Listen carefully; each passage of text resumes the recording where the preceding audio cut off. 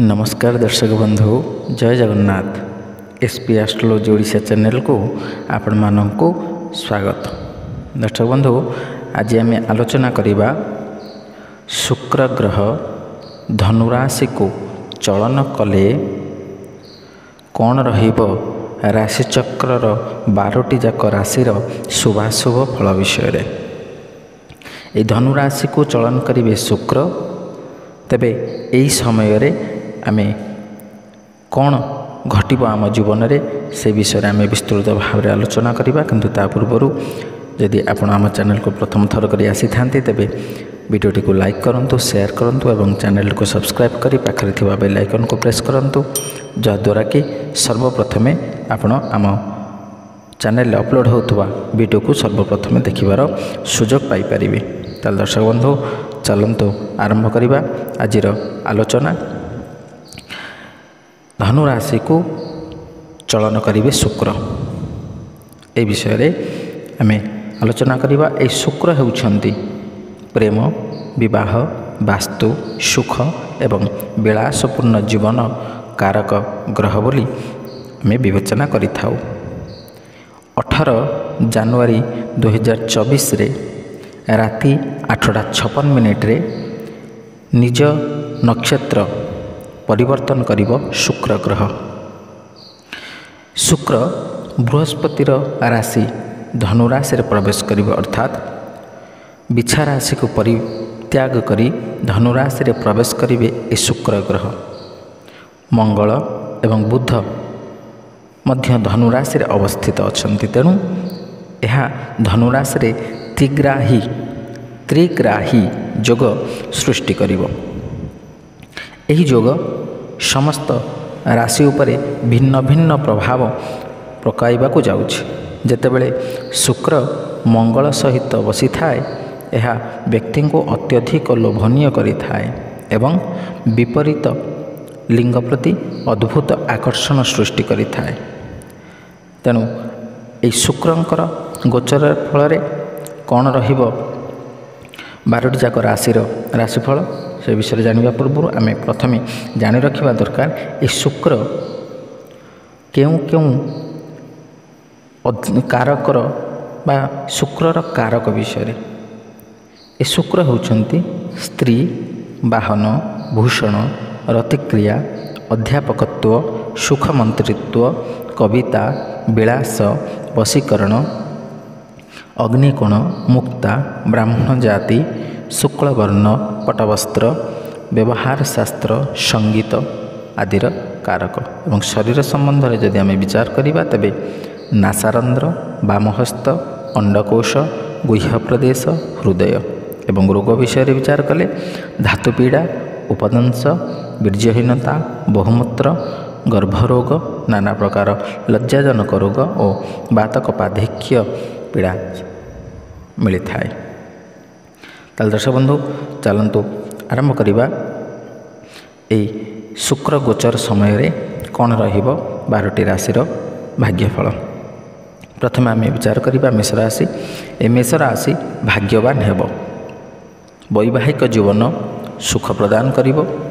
प्रेम एवं पारस्परिक बुझामणा वृद्धि पाइबो। स्वामी एवं स्त्री मध्य मधुरता बढ़िबो एवं प्रेम संपर्क रे थिबा युवक युवती मानक मध्य बा प्रेमी जुगल मानक मध्य संपर्क दृढ़ हेबो एवं तांकर प्रेम वृद्धि पाइबो। एहापर देखिबा वृष राशि। प्रेम जीवन रे विवाद सृष्टि हेबार संभावना रहिछि। दाम्पत्य जीवन रे मतभेद सृष्टि हेबो। आर्थिक स्थिति किछि खास भल रहिबो नाही। तो ये वृष राशि व्यक्तिविशेष मानकर जो व्यक्ति माने सांसारिक जीवन यापन करुछन्ति सेमानकर पति पत्नी मध्य सामान्य कलह सृष्टि हो पारे, विवाद आसीपारे भिन्न भिन्न कारणवशत एवं आर्थिक स्थिति मध्य आपणकर अवनति हेबो एवं आपणकर आय सामान्य कमिबो, व्यय बढ़िबार संभावना मध्य देखा जाए। या पर देखिबा मिथुन राशि। मिथुन राशि व्यक्तिविशेष मानकर वैवाहिक जीवन अत्यंत मधुर हेबो। प्रेम विवाहर संभावना रही। सुख समृद्धि बढ़िबो। परिवार रे ଧନ ରତ୍ନ ଆଦି ବୃଦ୍ଧି ପାଇବ। ମାଙ୍ଗଳିକ କାର୍ଯ୍ୟ ମଧ୍ୟ ସମ୍ପାଦିତ ହେବ ଏବଂ ଯେଉଁମାନେ ବିବାହିତ ସେମାନଙ୍କର ପତିପତ୍ନୀଙ୍କ ମଧ୍ୟରେ ସମ୍ପର୍କ ଆହୁରି ମଧୁର ହେବ ଏବଂ ପ୍ରେମ ସମ୍ପର୍କରେ ଥିବା ଯୁବକ ଯୁବତୀମାନଙ୍କର ପ୍ରେମ ସଫଳ ହେବ, ବିବାହରେ ପରିବର୍ତ୍ତନ ହୋଇପାରିବ। କର୍କଟ ରାଶି, ଧଳା ଜିନିଷର ବ୍ୟବସାୟ କରୁଥିବା ଲୋକଙ୍କୁ ଧନ ପ୍ରାପ୍ତ ହେବ। ଅର୍ଥାତ୍ ଯେଉଁ କର୍କଟ ରାଶିର ବ୍ୟକ୍ତିବିଶେଷମାନେ ବ୍ୟବସାୟ କରୁଛନ୍ତି, ବିଶେଷ କରିକି ଧଳା ରଙ୍ଗର କୌଣସି ଜିନିଷକୁ ବ୍ୟବସାୟ କରୁଛନ୍ତି, ସେମାନଙ୍କ ପାଇଁ ଅତ୍ୟନ୍ତ ଶୁଭ ସମୟ। ସେମାନଙ୍କର ଧନ ପ୍ରାପ୍ତ ହେବ, ବୃଦ୍ଧି ପାଇବ। ନୂତନ ପ୍ରେମ ସମ୍ପର୍କ ଗଢ଼ି ଉଠିବ।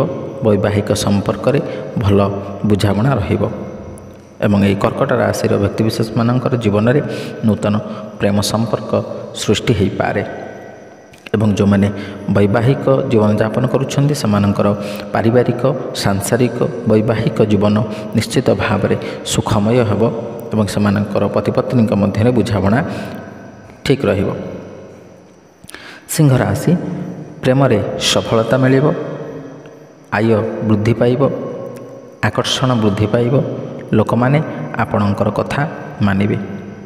ଏଇ ଯେଉଁ ସିଂହ ରାଶିର ବ୍ୟକ୍ତିବିଶେଷମାନେ ଏମାନଙ୍କ ମଧ୍ୟରେ ଯଦି ପ୍ରେମ ସମ୍ପର୍କ ଥାଏ, ସେ ପ୍ରେମ ସମ୍ପର୍କ ନିଶ୍ଚିତ ଭାବରେ ସଫଳତା ପାଇବେ ସେଥିରେ ଏବଂ ଟଙ୍କା ପଇସା ରୋଜଗାର ବା ଯଦି ବାଣିଜ୍ୟ କରୁଛନ୍ତି ସେଥିରେ ନିଶ୍ଚିତ ଭାବରେ ଅଧିକ ଲାଭ ପ୍ରାପ୍ତ କରିବେ ଏବଂ ଆକର୍ଷଣ ବଢ଼ିବ ଆପଣଙ୍କର। ଏହି ସମୟ ମଧ୍ୟରେ ଲୋକମାନଙ୍କ ପ୍ରତି ଆକର୍ଷଣ ବଢ଼ିବ ଏବଂ ଲୋକମାନେ ଆପଣଙ୍କୁ ଭଲ ପାଇବେ ଏବଂ ଆପଣଙ୍କ କଥାକୁ ଗ୍ରହଣ କରିବେ। କନ୍ୟା ରାଶିର ବ୍ୟକ୍ତିବିଶେଷମାନଙ୍କ ପାଇଁ ଏହି ସମୟରେ ତାଙ୍କର ଜୀବନଯାପନ ଅତ୍ୟନ୍ତ ବିଳାସମୟ ଏବଂ ବିଳାସପୂର୍ଣ୍ଣ ଜୀବନଯାପନ କରିବେ। ଭୋଗ ବିଳାସ ଜୀବନଯାପନ ମଧ୍ୟ କରିବେ। ନୂତନ ପୋଷାକ ଏବଂ ଅଳଙ୍କାର କିଣିବେ। ଦୁଃଖ କମ୍ ହେବ। ବୈବାହିକ ବିବାଦ ଦୂର ହେବ। ଯଦି ଆପଣଙ୍କର କିଛି ଦିନ ହେବ ଆପଣଙ୍କର ବୈବାହିକ ଜୀବନ ବିବାଦପୂର୍ଣ୍ଣ ରହିଛି, ପତିପତ୍ନୀଙ୍କ ମଧ୍ୟରେ କଳହ ଲାଗି ରହୁଛି, ତେଣୁ ଏ ସମୟ ମଧ୍ୟରେ ଆପଣଙ୍କର କଳହ ଦୂର ହେବ ଏବଂ ଆପଣଙ୍କର ଯାହା ବି କିଛି ଦୁଃଖ ପ୍ରାପ୍ତ କରୁଥିଲେ ତାହା ମଧ୍ୟ ଦୂର ହୋଇଯିବ। ତୁଳା ରାଶିର ବ୍ୟକ୍ତିବିଶେଷମାନଙ୍କ ପାଇଁ ଏହି ସମୟରେ ପାରିବାରିକ ଜୀବନ ସୁଖପ୍ରଦ ରହିବ, ଧନ ପ୍ରାପ୍ତ ହେବ, ଖର୍ଚ୍ଚାନ୍ତ କିନ୍ତୁ ହୋଇପାରେ, ବିଦେଶ ଗ୍ରସ୍ତ କରିପାରନ୍ତି, ମନ ଅସ୍ଥିର ରହିବ। ବିଛା ରାଶିର ବ୍ୟକ୍ତିବିଶେଷମାନେ ପ୍ରେମ ସମ୍ପର୍କ ମଜବୁତ ହେବ କିନ୍ତୁ ଦ୍ୱନ୍ଦ୍ୱ ରହିଯିବ। ଆପଣଙ୍କର ପ୍ରେମ ସମ୍ପର୍କ ମଜବୁତ ହେବ କିନ୍ତୁ ତା ମଧ୍ୟରେ କୌଣସି କାରଣରୁ ଉଭୟଙ୍କ ମଧ୍ୟରେ ଦ୍ୱନ୍ଦ୍ୱ ଭାବ ସୃଷ୍ଟି ହୋଇପାରେ। ଟଙ୍କା ଆସିବ ଏବଂ ପରିବାରର ଆବଶ୍ୟକତା ପାଇଁ ଖର୍ଚ୍ଚ କରିବେ। ଚିନ୍ତା ନ କରି ନୂଆ ପଦକ୍ଷେପ ନେଲେ ନିଶ୍ଚିତ ଭାବରେ ସେଥିରେ ସୁଫଳ ମିଳିବ। ଯଦି ଆପଣ ଚିନ୍ତା କରୁଛନ୍ତି କୌଣସି ଏକ ନୂଆ ପଦକ୍ଷେପ ନେବା ପାଇଁ କୌଣସି କାର୍ଯ୍ୟରେ, ସେ ନୂଆ ପଦକ୍ଷେପ ଆପଣ ଆଖି ବୁଜିକି ନେଇପାରିବେ, କାରଣ ଏଥିରେ ଏହି ସମୟ ମଧ୍ୟରେ ଆପଣ ନିଶ୍ଚିତ ଭାବରେ ସେଥିରେ ସଫଳତା ପ୍ରାପ୍ତ କରିବେ। ଏହାପରେ ଆମେ ବିଚାର କରିବା ଧନୁରାଶି ବିଷୟରେ। ସମସ୍ତ ବିଚାରାଧୀନ କାର୍ଯ୍ୟ ସମାପ୍ତ ହେବ। ଯଦି ଆପଣଙ୍କର କୌଣସି କାର୍ଯ୍ୟ ବିଚାରାଧୀନ ଅଛି, ଆପଣଙ୍କର କୌଣସି କୋର୍ଟ କଚେରୀ ଆପଣଙ୍କର ଲାଗି ରହିଛି, ତେଣୁ ଏ ସମୟ ମଧ୍ୟରେ ଦେଖିବେ ଆପଣଙ୍କର ନିଶ୍ଚିତ ଭାବରେ ସେ କାର୍ଯ୍ୟ ସବୁ ସମାପ୍ତ ହେବ। ଅବିବାହିତ ଲୋକଙ୍କ ପାଇଁ ବିବାହ ପ୍ରସ୍ତାବ ଆସିପାରେ। ଆପଣଙ୍କ ନୂଆ ଚାକିରି ଅଫର ଆସିପାରେ, ନୂତନ ସୁଯୋଗ ପାଇବେ। ତେଣୁ ଆପଣଙ୍କର ଏହି ସମୟ ମଧ୍ୟରେ ଧନୁରାଶିର ବ୍ୟକ୍ତିବିଶେଷମାନେ ଯେଉଁମାନେ ଅବିବାହିତ ଅଛନ୍ତି ସେମାନଙ୍କ ପାଇଁ ପ୍ରସ୍ତାବ ଆସିପାରେ ଏବଂ ବିବାହ ସମ୍ପାଦନ ମଧ୍ୟ ହୋଇପାରେ ଏବଂ ଆପଣ ଯଦି କୌଣସି ଚାକିରି ପାଇଁ ଚେଷ୍ଟା କରୁଛନ୍ତି ତେବେ ନିଶ୍ଚିତ ଭାବରେ ଆପଣଙ୍କ ପାଖକୁ ସେହି ଚାକିରିର ଅଫର ଆସିପାରେ, ତେଣୁ ତାକୁ ଆପଣ ନିଜର ଇଚ୍ଛା ଅନୁସାରେ ତାକୁ ସ୍ୱୀକାର କରିପାରନ୍ତି। ଏହାପରେ ମକର ରାଶି। ମକର ରାଶିର ବ୍ୟକ୍ତିବିଶେଷମାନଙ୍କ ପାଇଁ ଏହି ସମୟ ମଧ୍ୟରେ ଟଙ୍କା ଆସିବ, ଅର୍ଥାତ୍ ଆୟ ବଢ଼ିବ, ଖର୍ଚ୍ଚ କମିଯିବ। ଆପଣଙ୍କର ଆୟ ବୃଦ୍ଧି ପାଇବ, ବ୍ୟୟ ମଧ୍ୟ କମିବ। କିଛି ଗୁରୁତ୍ୱପୂର୍ଣ୍ଣ ନିଷ୍ପତ୍ତି ଆପଣ ନେଇପାରନ୍ତି ଏହି ସମୟ ମଧ୍ୟରେ। ପ୍ରେମରେ ବିବାଦ ସୃଷ୍ଟି ହୋଇପାରେ। ଯଦି ଆପଣ ପ୍ରେମ ସମ୍ପର୍କରେ ଅଛନ୍ତି ତାହେଲେ ପ୍ରେମୀ ଯୁଗଳଙ୍କ ମଧ୍ୟରେ କିଛି ବିବାଦ ସୃଷ୍ଟି ହୋଇପାରେ ଏବଂ ଯଦି ଆପଣ ବୈବାହିକ ଜୀବନଯାପନ କରୁଛନ୍ତି ତେବେ ପତିପତ୍ନୀଙ୍କ ମଧ୍ୟରେ ସାମାନ୍ୟ କଳହ ସୃଷ୍ଟି ହୋଇପାରେ ଏହି ସମୟ ମଧ୍ୟରେ। କୁମ୍ଭ ରାଶି। କୁମ୍ଭ ରାଶିର ବ୍ୟକ୍ତିବିଶେଷମାନଙ୍କ ପାଇଁ ଏହି ସମୟ ନୂତନ ସୁଯୋଗ ସୃଷ୍ଟି ହେବା ପାଇଁ ଯାଉଛି। ଆପଣ ଯେକୌଣସି କ୍ଷେତ୍ରରେ ଅଛନ୍ତି ସେହି କ୍ଷେତ୍ରରେ ଆପଣଙ୍କୁ ନୂତନ ସୁଯୋଗ ପ୍ରାପ୍ତ ହେବ। ପ୍ରେମ ଏବଂ ଦାମ୍ପତ୍ୟ ଜୀବନରେ ମଧୁରତା ଆସିବ। ଆପଣଙ୍କର ବୈବାହିକ ବା ସାଂସାରିକ ଜୀବନଯାପନ କରୁଥିଲେ ଆପଣଙ୍କର ଉଭୟ ଦମ୍ପତିଙ୍କ ମଧ୍ୟରେ ମଧୁରତା ଆସିବ ଏବଂ ଯଦି ପ୍ରେମ ସମ୍ପର୍କରେ ଅଛନ୍ତି ତେବେ ପ୍ରେମୀ ଯୁଗଳଙ୍କ ମଧ୍ୟରେ ନିଶ୍ଚିତ ଭାବରେ ସମ୍ପର୍କରେ ମଧୁରତା ଆସିବ, ସମ୍ପର୍କରେ ଦୃଢ଼ତା ଆସିବ, ବିଶ୍ୱାସ ବଢ଼ିବ। ଏବେ ଦେଖିବା ରାଶିଚକ୍ରର ଶେଷ ରାଶି ମୀନ ରାଶି ବିଷୟରେ। ଏହି ମୀନ ରାଶିର ବ୍ୟକ୍ତିବିଶେଷମାନଙ୍କ ପାଇଁ ଏ ସମୟରେ ସୁସ୍ଥ ରହିବେ, ପ୍ରେମରେ ସଫଳତା ମିଳିବ, ଚାକିରିରେ ଭଲ ସୁଯୋଗ ସୃଷ୍ଟି ହେବ। ଯଦି ଆପଣ କୌଣସି ଜବ୍ରେ ଅଛନ୍ତି ସେ କ୍ଷେତ୍ରରେ ମଧ୍ୟ ଆପଣଙ୍କର ପଦୋନ୍ନତି ହେବାର ସୁଯୋଗ ମଧ୍ୟ ଆସିପାରେ ଏବଂ ଯଦି ନୂତନ ଭାବରେ ଚାକିରି କରିବା ପାଇଁ ଚେଷ୍ଟା କରୁଛନ୍ତି ତାହେଲେ ମଧ୍ୟ ଆପଣଙ୍କ ନୂତନ ଚାକିରିର ସୁଯୋଗ ପ୍ରାପ୍ତ କରିପାରନ୍ତି ଏବଂ ଯଦି ପ୍ରେମ କରୁଛନ୍ତି ତେବେ ସେଥିରେ ସଫଳତା ଆସିବ। ଏଥିପାଇଁ ଆମେ ବାରମ୍ବାର ବୈବାହିକ, ସାଂସାରିକ ଏବଂ ପ୍ରେମ ସମ୍ପର୍କ ବିଷୟରେ ଆଲୋଚନା କରୁଛେ, କାହିଁକିନା ଶୁକ୍ର ହେଉଛନ୍ତି ସେହି ପ୍ରେମର ପ୍ରତୀକ, ପ୍ରେମର କାରକ ଏବଂ ସ୍ତ୍ରୀ ବାହନ ରତିକ୍ରିୟା ଏ ସମସ୍ତ କାରକର ଅଧିପତି ହେଉଛନ୍ତି ଶୁକ୍ର।